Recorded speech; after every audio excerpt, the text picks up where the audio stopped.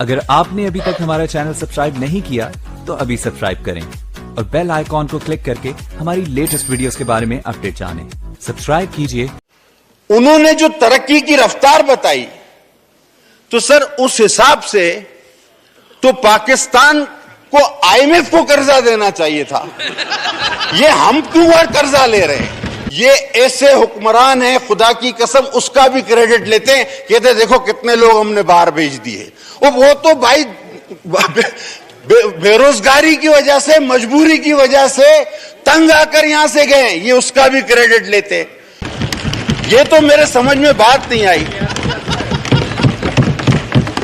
बात तो सही है। और फिर ये कहते हैं कि कोविड जो है, और कहते हैं कोविड ने, देखिए हमने इतना जबरदस्त काम किया कि कोविड ने पाकिस्तान पर कोई असर नहीं डाला, और फिर कहते हैं कोविड की वजह से महंगाई हो गई। यार पहली वाली बात सही है या आपकी दूसरी वाली बात सही है? अगर असर नहीं पड़ा तो महंगाई क्यों हो गई? और अगर आपने कोविड पे अच्छी पॉलिसियां बनाई तो फिर महंगाई नहीं होनी चाहिए थी। यानी एक ही सांस में दो जुमले, एक सच्चा एक झूठा।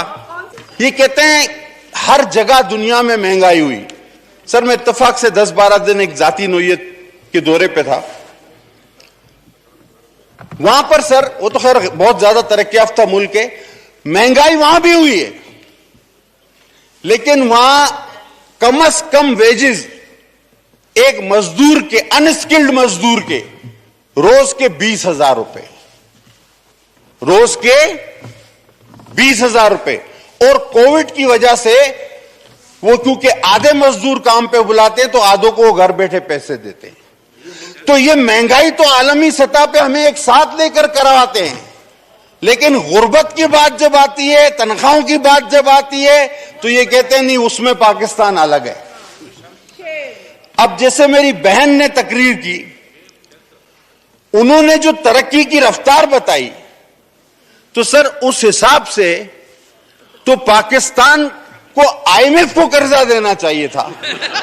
ये हम क्यों और कर्जा ले रहे हैं? ये तो मेरे समझ में बात नहीं आई। बात तो सही है। और फिर ये कहते हैं कि कोविड जो है, और कहते हैं कोविड ने, देखिए हमने इतना जबरदस्त काम किया कि कोविड ने पाकिस्तान पर कोई असर नहीं डाला, और फिर कहते हैं कोविड की वजह से महंगाई हो गई। यार पहली वाली बात सही है या आपकी दूसरी वाली बात सही है? अगर असर नहीं पड़ा तो महंगाई क्यों हो गई? और अगर आपने कोविड पे अच्छी पॉलिसियां बनाई तो फिर महंगाई नहीं होनी चाहिए थी। यानी एक ही सांस में दो जुमले, एक सच्चा एक झूठा। कौन सा सच्चा? और कौन सा सच्चा और कौन सा झूठा?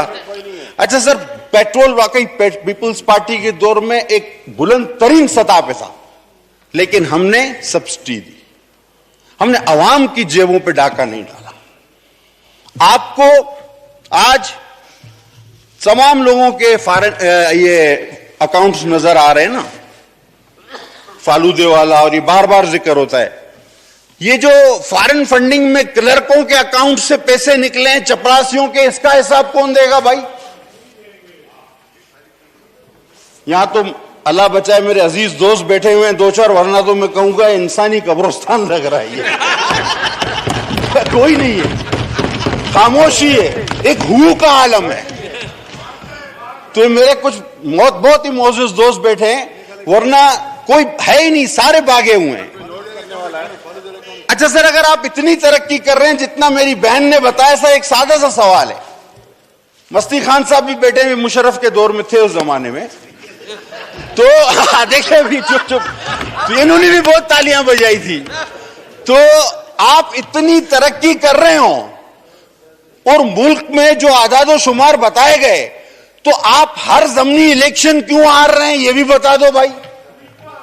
अच्छा, फिर आपका जो सैंपल था केपीके, उसका जो है वो दारुल खिलाफा पिशावर, जब अभी तक यौम तासीस पे मैं नहीं गया था तो मेरे दोनों हाथों में जग और गिलास थे। मैंने कहा यहां से दूध भर लूंगा, यहां से नहरे शहद भर लूंगा।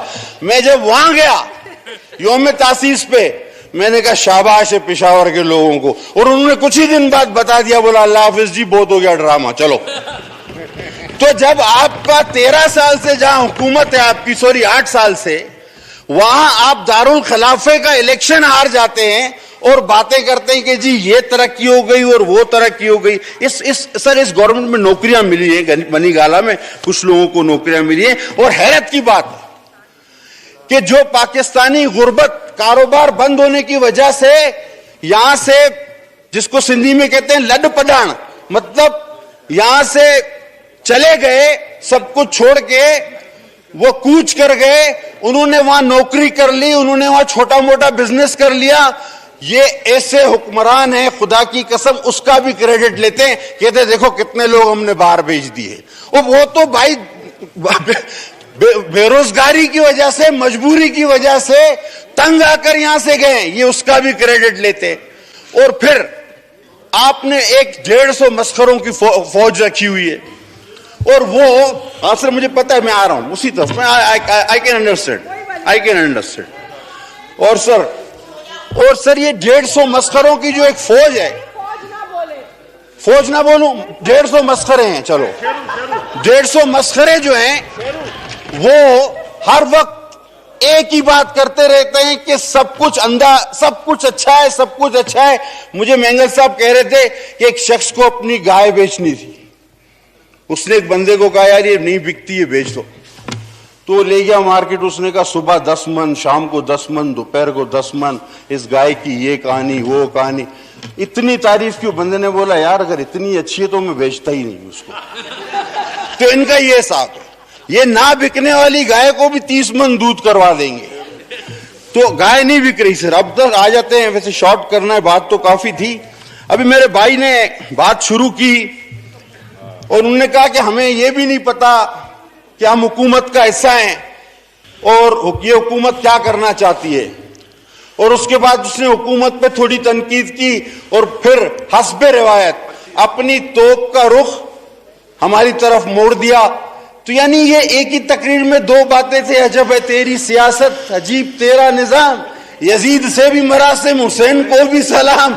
मुझे तो ये समझ में नहीं आ रहा कि आप किसके साथ हो, आप किसके साथ हो। आपने कहा पानी का मसला है, आओ सिंध के अवाम के साथ खड़े हो, अपने हिस्से का पानी मांगो। कराची सिंध का शहर है, सिंध को पानी मिलेगा तो कराची को पानी मिलेगा। आओ सर 2-4 पॉइंट, आओ आईनी हकूक मांगो अपने सिंध के, गैस की सूरत में आओ हमारे साथ खड़े हो, वरना कौम माफ नहीं करेगी।